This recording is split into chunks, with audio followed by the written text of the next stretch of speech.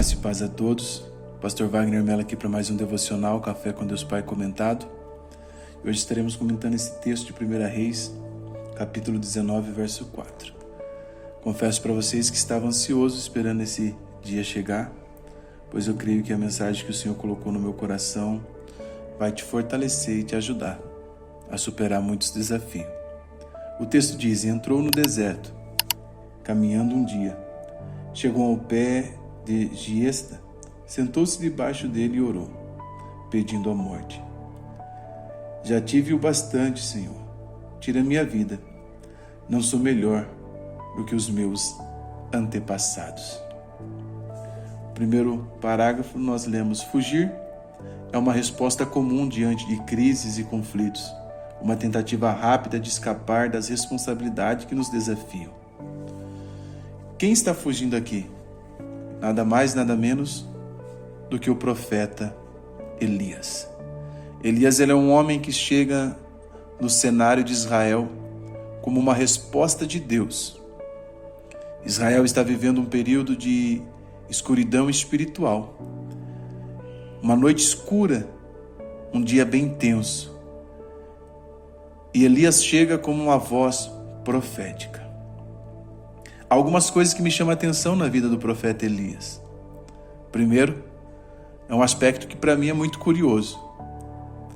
A Bíblia diz que ele ter corrido mais rápido do que a carruagem de Acabe. Se você estiver familiarizado com o texto, a Bíblia diz que ele ora, e quando ele avisa Acabe que vem chuva sobre a terra, a Bíblia diz que Acabe sai correndo em seu cavalo e deixa Elias para trás.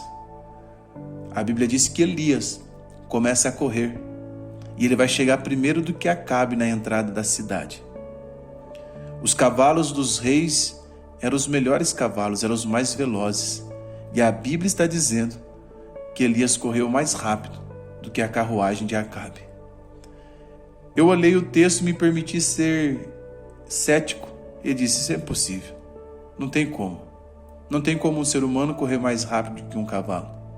Mas aí o texto diz: e a mão do Senhor veio sobre Elias, e este foi correndo adiante de Acabe.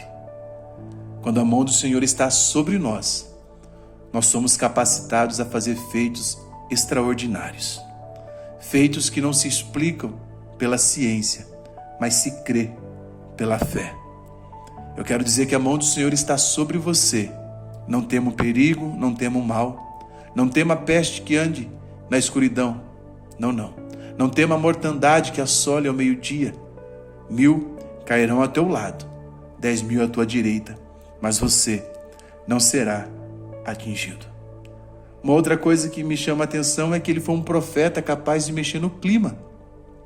Ele ora falando a Deus que não chovesse, pedindo a Deus que não chovesse. Segundo a minha palavra, não vai chover.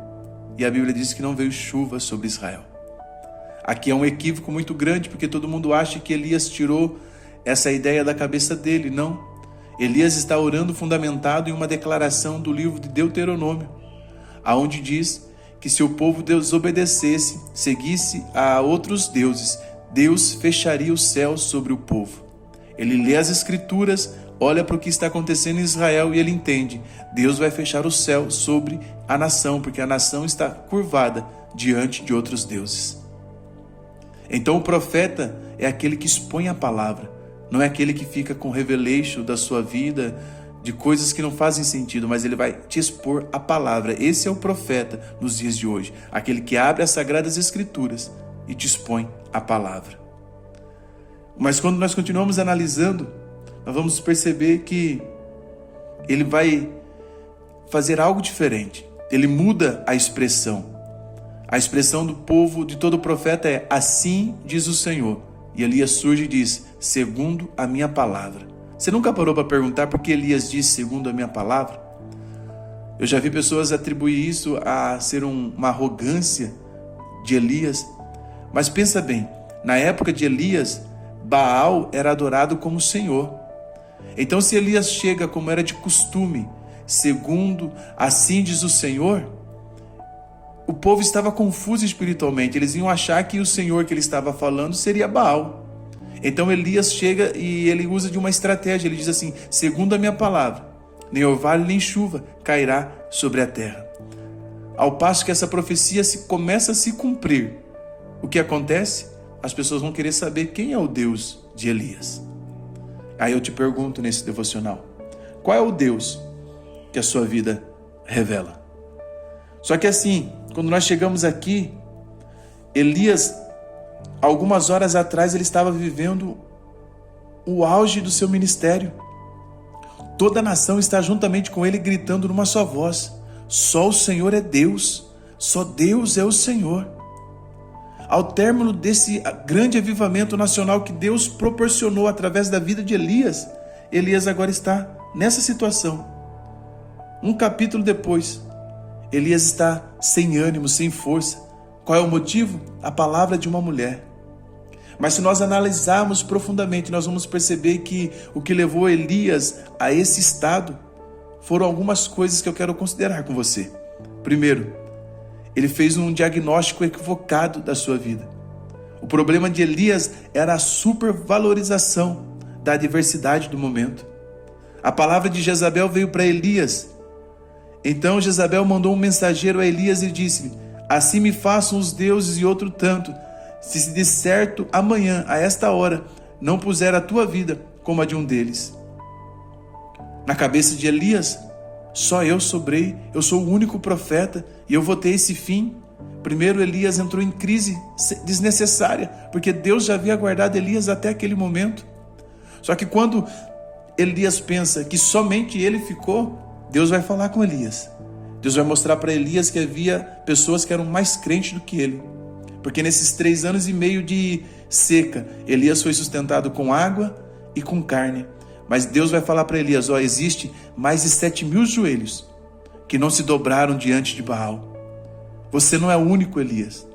Você não é a última bolacha do pacote. Elias estava tendo uma visão equivocada sobre ele mesmo.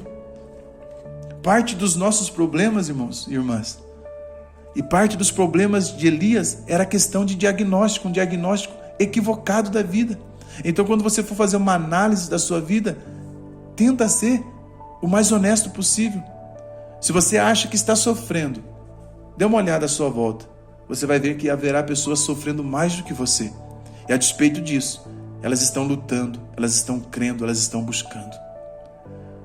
Qual é a segunda lição que nós precisamos aprender aqui? O retiro é necessário. Retirar-se não é desistir. Quem quer fazer por muito tempo tem que parar por algum tempo. Lâmpadas e pessoas duram mais com a prática de apagarem as luzes. Eu tenho ensinado isso a vários devocionais aqui. Mas por que é importante se retirar? Para a meditação, para a contemplação, para a autoanálise. Nós precisamos desenvolver a nobre arte de passar tempo consigo mesmo. Nós precisamos desenvolver a arte de passar tempo conosco mesmo.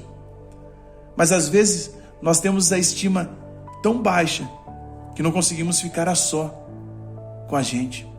Nós nos consideramos tão má companhia que não passamos tempo conosco mesmo. E aí, nesse desespero de sempre ter alguém do nosso lado, entramos em relacionamentos tóxicos. Mas para que nós precisamos de retiro? Para termos tempo com Deus. Porque Deus é a fonte da vida. Quando nós nos encontramos com Cristo, não nos encontramos com a fonte dos nossos desejos, mas com a fonte, a origem da nossa missão. Mas muitas vezes estamos tão envolvidos com a obra de Deus que não temos tido tempo para o Deus da obra. Elias está num tempo de retiro e Deus está permitindo isso para Elias, porque Elias precisa ter um tempo com ele mesmo e está precisando ter um tempo com Deus. Por que retiro é tão importante, um retiro espiritual? Não estou falando só um retiro da igreja, estou falando você mesmo, às vezes se retirar por um tempo a sós com você mesmo, para que nós possamos ter tempo de qualidade com nossos amados. Se você não tem tempo de qualidade com seus amados, você perde os amores da sua vida. Ainda que você ganhe todas as coisas da vida, isso não vai trazer plenitude em você. Ame a sua família agora. Talvez essa seja a frase que você vai escrever nos comentários. Sabe por que você deve amar a sua família agora? Porque o amor é para agora. pois amor sonegado é amor que não pode ser reutilizado. Uma vez que você se retirou, você precisa voltar para a vida. Volte, mas volte mudado. Volte, mas volte entendendo que se você voltar mudado, tudo na sua vida muda também. Não está gostando do que você está ouvindo? Diz o ditado.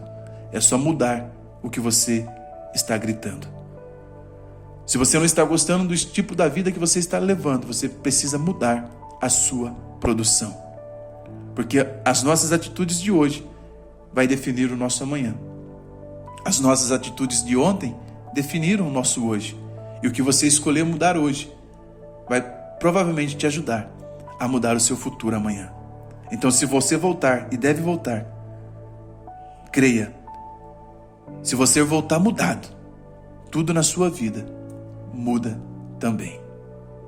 Lembre-se sempre, ame agora, porque amor sonegado é um amor que não pode ser reutilizado. Se você quer centenas de esboços bíblicos bem estruturados, onde mais de 50% deles vem com um link onde você pode me ver usando o esboço que estará na sua mão na prática, em um devocional ou em uma pregação. É só no final desse vídeo você clicar no link que estará aqui no primeiro comentário fixado.